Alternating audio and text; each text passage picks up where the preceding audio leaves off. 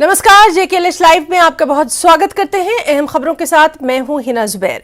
Headlines के बाद अब शुरुआत करेंगे आज की बड़ी खबर के साथ। जम्मू कश्मीर में स्मार्ट मीटर लगाने के खिलाफ लोग लगातार विरोध प्रदर्शन कर रहे हैं। लोगों का कहना है कि स्मार्ट मीटर की वजह से उन पर बेवजह आर्थिक बोझ पड़ेगा। इस विरोध प्रदर्शन के बीच जम्मू कश्मीर के एलजी मनोज सिन्हा ने कहा कि प्रशासन जनता के हितों के खिलाफ फैसला नहीं लेगा और गरीबों की मदद के लिए वो जरूर कुछ करेंगे। बिजली को लेकर के मुझे कल कुछ प्रतिनिधिमंडल मिले थे। हमारे अफसरों ने भी, खासतौर से डिवीजनल कमिश्नर ने मुझे ब्रीफ किया है। कल श्रीनगर पहुंच करके हम संबंधित अधिकारियों के साथ चर्चा करेंगे। एक बात का हम आश्वासन देते हैं जनता को कि उनके हितों के विरुद्ध कुछ हो ऐसा हम करना नहीं चाहते हैं। ये भी सच है कि 20,000 करोड़ से ज्यादा का कर्ज भारत सरकार से पिछले 4 वर्षों में लेकर के जम्मू कश्मीर के लोगों को बिजली दी गई। ट्रांसमिशन और डिस्ट्रीब्यूशन कैपेसिटी में हमने काफी एग्मेंटेशन किया है। मैं अनुरोध करूंगा कि जो लोग समर्थवान हैं, जो बिजली बिल दे सकते हैं, उन्हें बिजली बिल देना चाहिए। अगर गरीबों की बात आएगी तो हम जरूर एक फैसला लेंगे कि गरीबों को कैसे मदद की जाए। और हमारे साथ इसी पर मजीद बातचीत के लिए मौजूद है हमारे दो साथी। जम्मू से हमारे साथ मौजूद हैं समीर भट्ट और श्रीनगर से हमारे साथ मौजूद हैं सरोज कफील। समीर, आपका रुख करना चाहेंगे और आपसे ही जानना चाहेंगे, बिजली के जो मीटर्स हैं, स्मार्ट मीटर को लेकर लगातार हम देख रहे हैं कि कहीं ना कहीं लोगों में बेचैनी देखी जा रही है, लेकिन आज जब एलजी मनोज सिन्हा ने खुद ये आश्वासन दिया है कि इस तरफ ध्यान दिया जाएगा, काफी बड़ी बातें उन्होंने कही हैं। आपसे ही इसकी डिटेल्स की शुरुआत करना चाहेंगे समीर।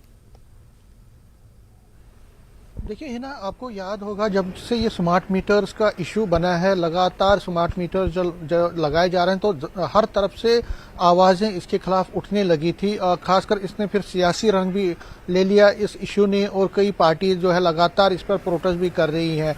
एलजी मनोज सिन्हा जब जम्मू कल पहुंचे थे तो उसके बाद उन्होंने यहाँ पे कुछ जो डेलीगेशंस है वो उनसे मिले थे, जिसमें पॉलिटिकल पार्टीज के कुछ फॉर्मर एमएलएज और लीडर्स भी वो भी उनसे मिले थे। और ज्यादातर जो फोकस रहा वो यही रहा कि जो स्मार्ट मीटर्स का जो इशू है उसको लोगों ने उठाया एलजी के सामने। और आज एलजी मनोज सिन्हा जब यहाँ जगती में आए थे और वहाँ पे आईएम की जो एक ड्राइव था, वहाँ पे ग्रीन जम्मू कश्मीर ड्राइव को लॉन्च कर रहे थे तो वहां पे न सिर्फ स्पीच में, न सिर्फ बाइट में, बल्कि जो स्पीच वो कर रहे थे तो उसमें उन्होंने कहा कि देखिए कुछ लोग मुझसे बात करना चाहते थे। कल भी मीडिया पर्सन ने मुझसे सवाल पूछा था। मैं उनको ये बताऊं कि स्मार्ट मीटर्स का इशू जो है वो मेरी एलजी ने कहा कि वो उनके जहन में है।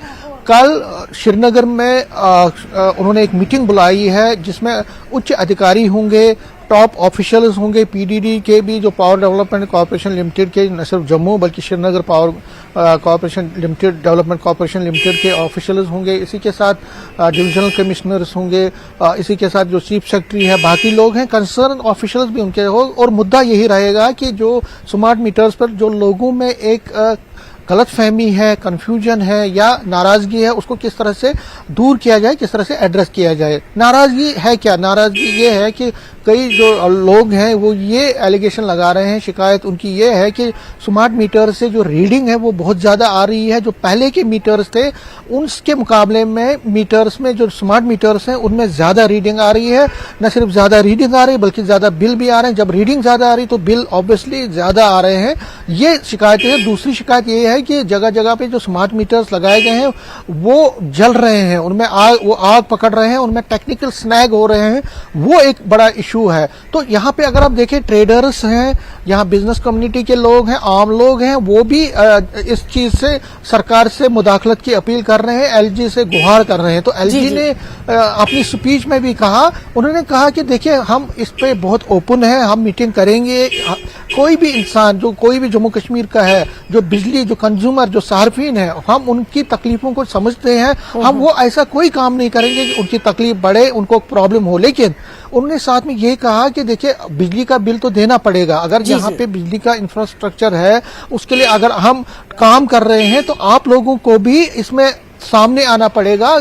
आपको जो है, जो अफोर्ड कर सकते हैं, जो बिजली अफोर्ड कर सकते हैं, जो अमीर लोग हैं, उनको बिजली का बिल देना पड़ेगा। लेकिन जो गरीब है, हम गरीबों की के बारे में संजीदा है, उनकी तकलीफों को हम जानते हैं, हम वो कोई काम नहीं करेंगे कि जिससे उनको तकलीफ हो। तो ये एक बड़ा इशू है, लेकिन उस इशू को एलजी ने इसको अपने संज्ञान में लिया है। इसीलिए जो कल मीटिंग होने वाली है उसमें फोकस यही स्मार्ट मीटर्स का इशू है। मैं आपको यहाँ पे है ना एक और बात एक बात जोड़ दूं कि कल परसों ही जो जम्मू डेवलपमेंट कॉर्पोरेशन लिमिटेड है, उन्होंने ये फैसला किया है कि जो डैमेज्ड स्मार्ट मीटर्स है, जहां पे डैमेज हुए हैं, चाहे आग पकड़ी है या टेक्निकल, उनको एक हफ्ते में बदल दिया जाएगा। उसके साथ एक हेल्पलाइन भी जारी की गई है कि अगर किसी सार्फिन को कोई तकलीफ होती है तो उस हेल्पलाइन में अपना नाम करेंगे, शिकायत दर्ज करेंगे, तो उनकी शिकायतों को दूर किया जाएगा। बिल्कुल समीर, देखिए कितनी इंपॉर्टेंट बात आपने यहाँ हमारे दर्शकों तक पहुंचाई है कि आपकी जो तमाम मुश्किलें हैं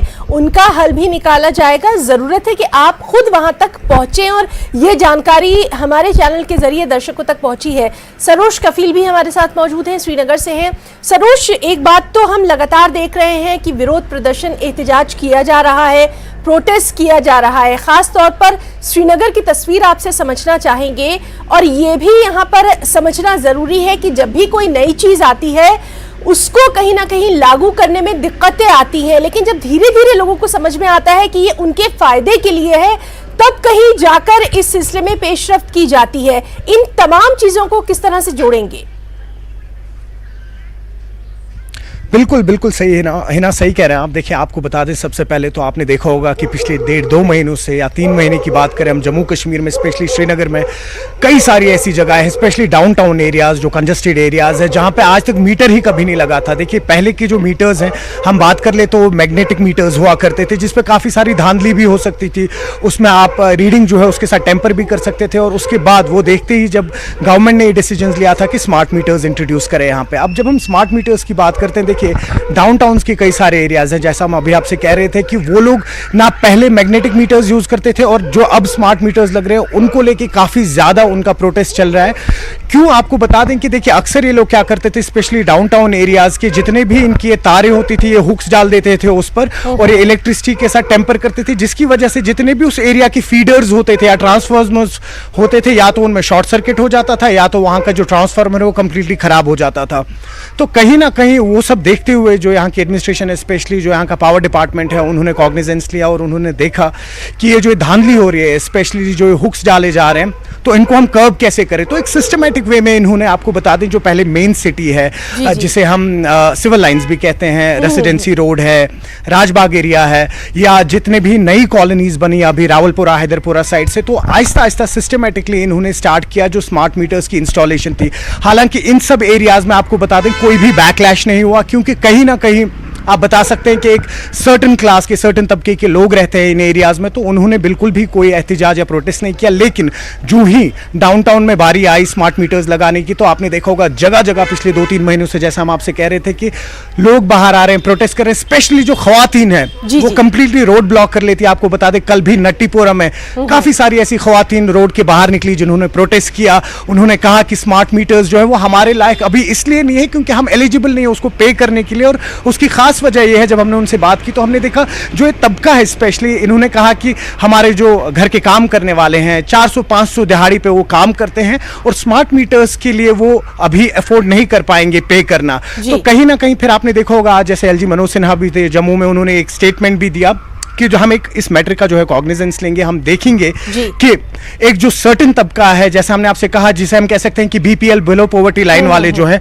उनको हम कैसे सेटिस्फाई कर पाएंगे। हम देखेंगे कल एक बहुत बड़ी बैठक भी होने वाली है यहाँ पे, जिसमें डेवकॉम, डीसी, जो पीडीडी के जितने भी चीफ इंजीनियर हैं वो सब आएंगे। तो एक प्रॉपर मैटर होगा जिस पर डिस्कस किया जाएगा कि कैसे जो ये बिलो पॉवर्टी लाइन के लोग हैं इनको कैसे निजात दिलाई जाए, ये जो एक्सपेंसिव इनकी बिल आती है। यहाँ पे एक और चीज जोड़ना चाहेंगे ना, हम आपको बता दें कि अगर हम पहले की बात करें तो यूनिट्स पर यूनिट की जो रीडिंग होती थी लगभग ₹1.60 होता था, और उस रीडिंग पे आप कंज्यूम कर पाते थे 100 यूनिट्स, 100 से 200 यूनिट्स। उसके बाद अब 200 यूनिट से जब ऊपर जाते हैं तो फिर ₹2, फिर अगर आपके 400 या 500 यूनिट जाते हैं तो ₹5 पर यूनिट का रेट लगता था आपका, जैसे पूरे मुल्क में हर जगह लगता है।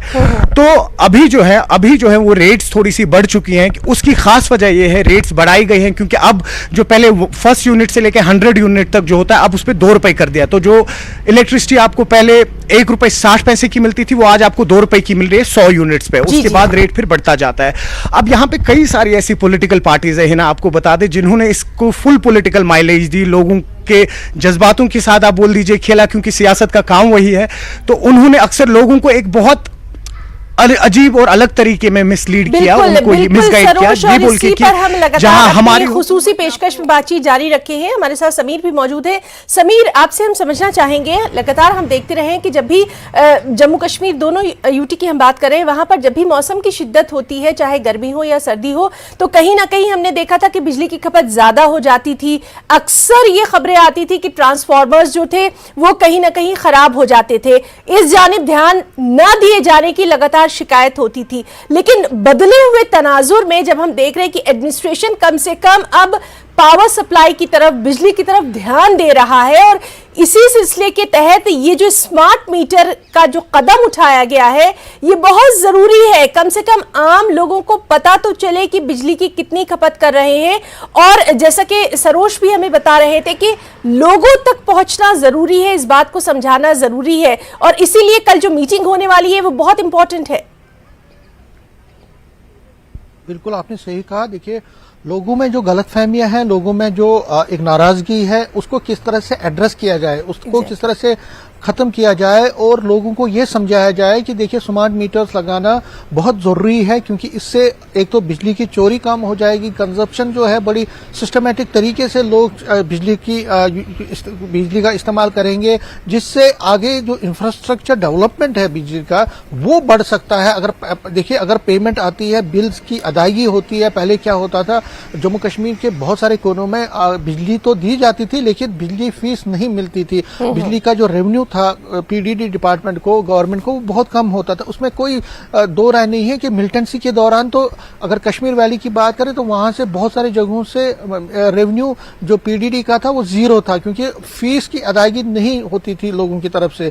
लेकिन अब वक्त बदला है और सरकार ये कहते हैं कि भाई हम आपको फैसिलिटीज देंगे, हम आपको बिजली 24 घंटे देंगे। जो एलजी मनोज सिन्हा ने आज भी कहा, उन्होंने अपनी तकरीर में कहा कि हम 24 घंटा बिजली देने के पाबंद हैं। हम बिजली उस एरिया में भी देंगे जहां पे अभी कभी लोगों ने सोचा नहीं था। हमें बिजली की इंफ्रास्ट्रक्चर डेवलपमेंट करनी है, हमें बिजली की पैदावार बढ़ानी है, उसकी कंजप्शन, उसकी सप्लाई डिस्ट्रीब्यूशन इस तरह से हो कि हर किसी को 24 घंटे बिजली मुहैया हो। लेकिन उसके लिए जो पे कर सकते हैं, जो अफोर्डेबल लोग हैं, जो बिलो पॉवर्टी लाइन से ऊपर रहते हैं, उनको पैसा देना पड़ेगा, उनको बिजली की फीस की अदायगी करनी पड़ेगी।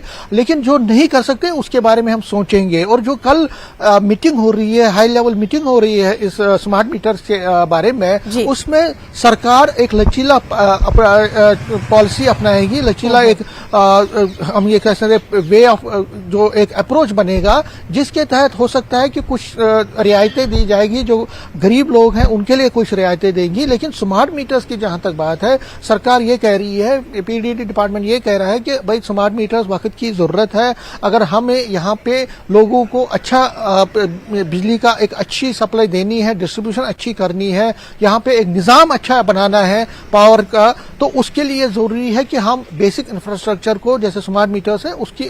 लेकिन जो लोगों की नाराजगी है, लोग ज्यादा रीडिंग की बात कर रहे हैं, ज्यादा बिल की अदायगी की बात कर रहे हैं, ये कह रहे हैं कि ये कहीं डैमेज हो रहे हैं, तो ये इश्यूज हैं जिसकी वजह से लोग बाहर निकल रहे हैं अपने घरों से।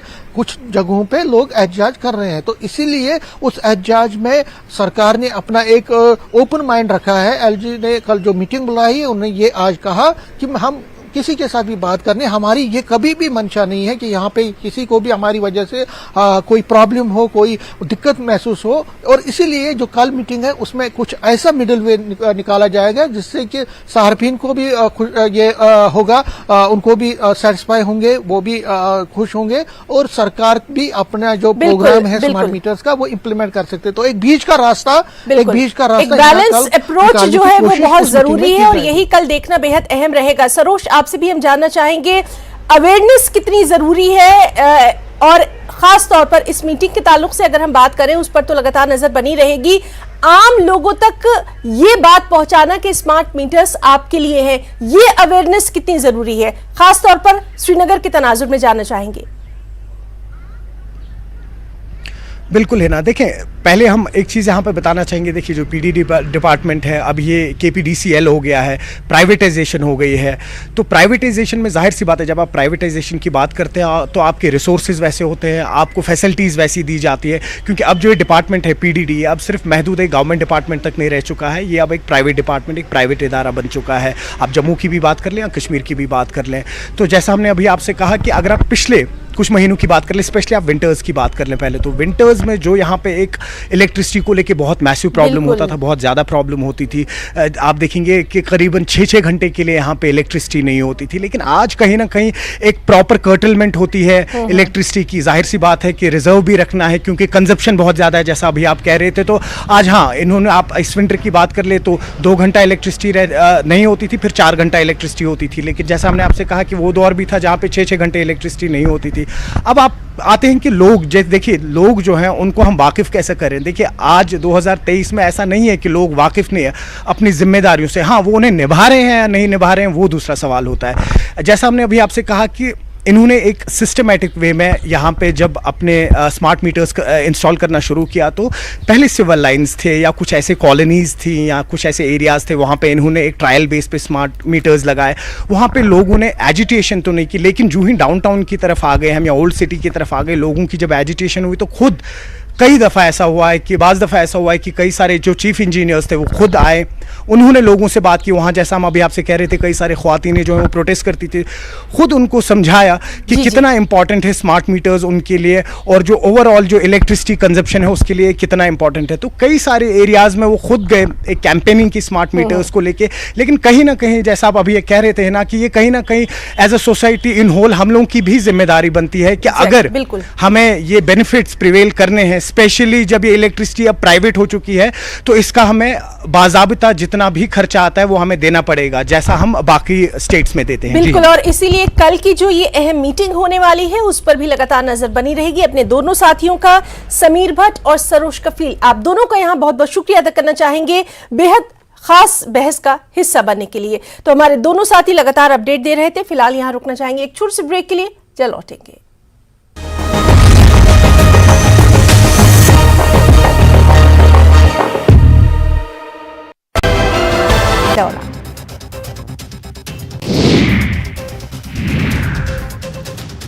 बिहार के अररिया में पत्रकार विमल यादव हत्याकांड को लेकर नेता प्रतिपक्ष विजय सिन्हा का बड़ा बयान।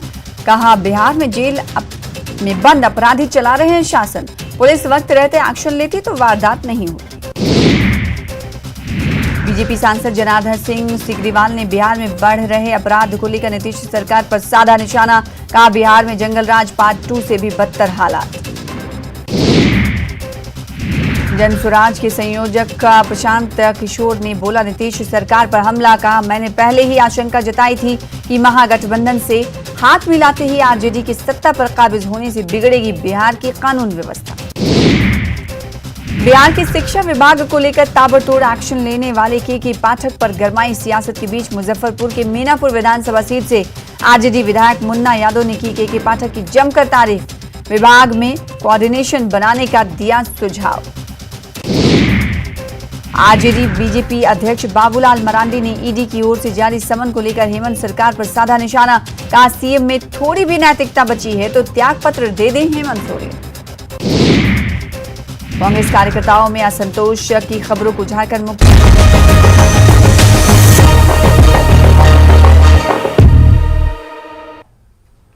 और ब्रेक के बाद जेकेएलएच लाइव में एक और अहम खबर से आपको रूबरू करवाएं। हिमाचल दौरे पर आए बीजेपी के राष्ट्रीय अध्यक्ष जेपी नड्डा ने सीएम सुक्खू को मदद का भरोसा दिया है। जेपी नड्डा ने कहा कि आपदा से निपटने के लिए जिस भी चीज की जरूरत होगी उसमें केंद्र हिमाचल की सहायता करेगा। उन्होंने कहा कि हिमाचल को मदद की 2 किस्तें केंद्र पहले ही जारी कर चुका है और जो भी हिस्सा बचा है उसे भी जल्द ही अदा किया जाएगा। जेपी नड्डा ने कहा ये राजनीति का विषय नहीं है और सबको मिलकर काम करना होगा। दूसरी तरफ सीएम सुक्खू ने हिमाचल की आपदा से निपटने के लिए स्पेशल पैकेज की मांग की है।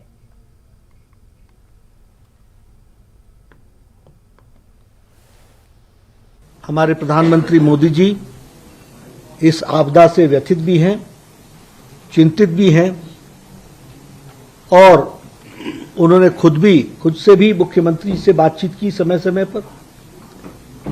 और जब मुख्यमंत्री वहां मिलने गए तो चाहे प्रधानमंत्री जी रहे, चाहे हमारे गृह मंत्री जी रहे, चाहे हमारे road and surface transport minister Nitin Gadkari ji रहे या अनुराग ठाकुर रहे, भारत सरकार ने हिमाचल प्रदेश की बात को बहुत संजीदगी से लिया है और इस ह्यूमन ट्रेजेडी, इस नेचुरल कैलामिटी को पूरी ताकत के साथ मदद दी जाए, इसके लिए भारत सरकार कृत संकल्पित रही है और इसने पूरा करने का प्रयास किया। तो भारत सरकार जो भी प्रदेश सरकार ने मांगा है वो देने का हम लोगों ने जो तय किया था उसको हमने पूरा किया है।